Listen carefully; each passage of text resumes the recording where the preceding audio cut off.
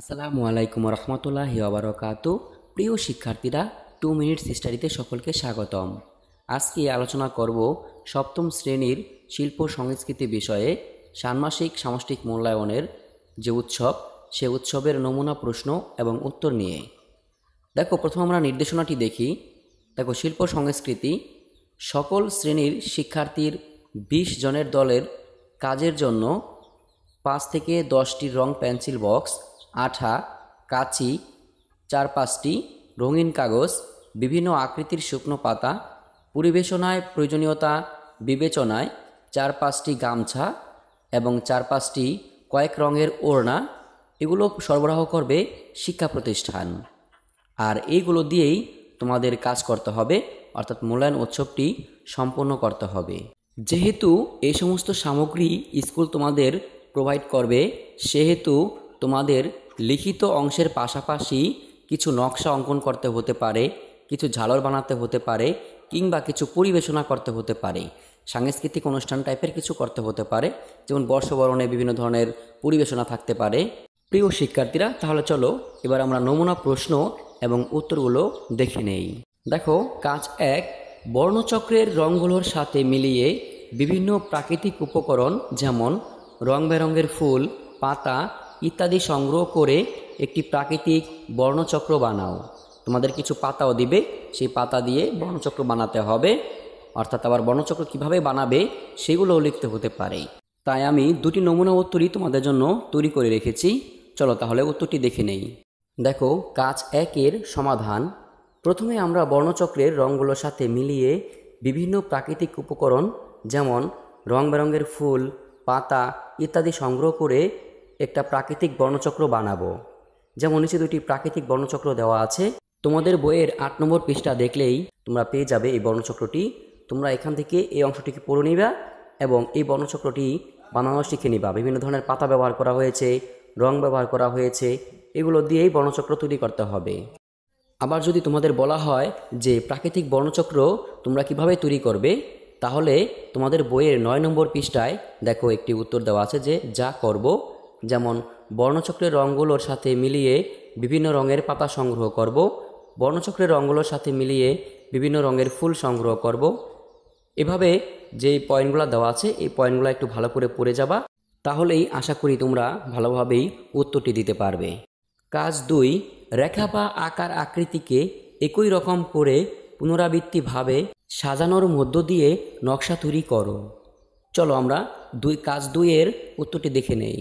তোমাদের যদি শুধুমাত্র নকশা তৈরি করতে বলে, তাহলে তোমাদের বইয়ের 14 নম্বর পৃষ্ঠায় বেশ কিছু নকশা দেওয়া আছে। এই নকশার অনুরূপ কিছু নকশা অঙ্কন করে দিলেই হয়ে যাবে।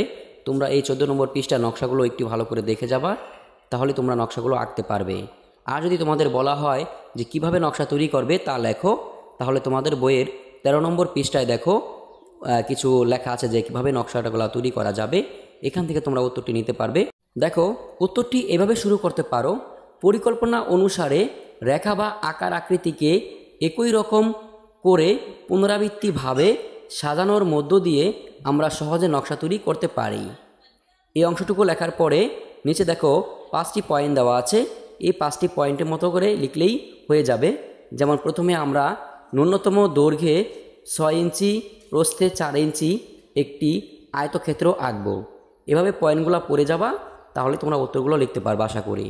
কাজ 3, নববর্ষে বা বৈশাখী মেলায় তৈরি হয় এমন কিছু জিনিসের তালিকা তৈরি করো অথবা নকশা তৈরি করো।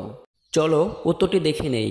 দেখো, তোমাদের বইয়ের 36 নম্বর পৃষ্ঠায় গেলেই পেয়ে যাবে যে সময়ের আবর্তনে বছর ঘুরে আসে বাংলা নতুন বছর। এই নতুন বছরকে ঘিরে থাকে কতই না আয়োজন। শহর কিংবা গ্রাম সকল জায়গায় সবাই মেতে ওঠে বর্ষবরণ উৎসবে।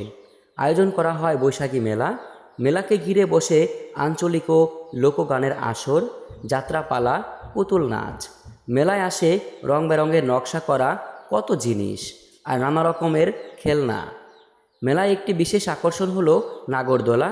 মেলায় পাওয়া যায় বিভিন্ন রকমের মুখরোচক খাবার, যেমন মুড়ি মুড়কি, খাজা গজা, চিনির তৈরি হাতি, ঘোড়া, মাছ, পাখি আকৃতির নানা রকমের মিষ্টি।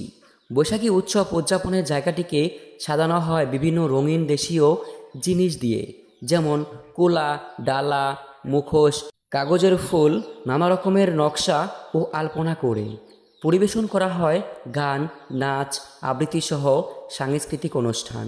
এছাড়া তোমাদের যদি অঙ্কন করতে বলা হয় তাহলে এই ধরনের চিত্রগুলো তোমরা অঙ্কন করে নিতে পারো। দেখো এখানে বেশ কিছু জিনিস দেওয়া আছে যেগুলো মেলায় পাওয়া যায় বা বৈশাখী মেলায় পাওয়া যায়। এই জিনিসগুলো তোমরা চিত্র অঙ্কন করে দিতে পারো। এরপর দেখো কাজ 4, আন্তর্জাতিক মাতৃভাষা দিবসে প্রদর্শনের জন্য পছন্দমতো বা বিভিন্ন ফ্রন্টে মায়ের মুখের মধুর ভাষা লেখার পোস্টার বানাও। একটি পোস্টার বানাতে হবে যেখানে বিভিন্ন ফ্রন্টে তুমি লিখতে পারো। চলো তাহলে কিভাবে পোস্টার বানাতে হবে তা একটু দেখে নিই। দেখো এখানে একটি পোস্টার আছে, নমুনা পোস্টার।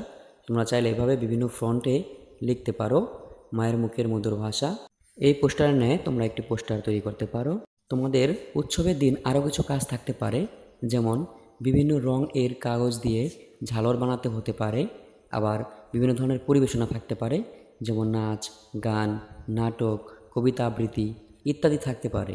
যেহেতু শিল্প সংস্কৃতি, তাই সংস্কৃতির বিষয়ক কোনো পরিবেশনা থাকতে পারে। প্রিয় শিক্ষার্থীরা, আজকের ক্লাস এই পর্যন্তই। পরবর্তী ক্লাস দেখার আমন্ত্রণ রইল আর সবার জন্য শুভকামনা রইল। আল্লাহ হাফেজ।